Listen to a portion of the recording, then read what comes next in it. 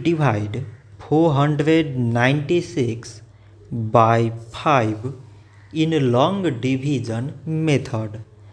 5 times 9 is 45. On subtracting we get 4. So now we put down this 6 and it is 46. 5 times 9 is 45.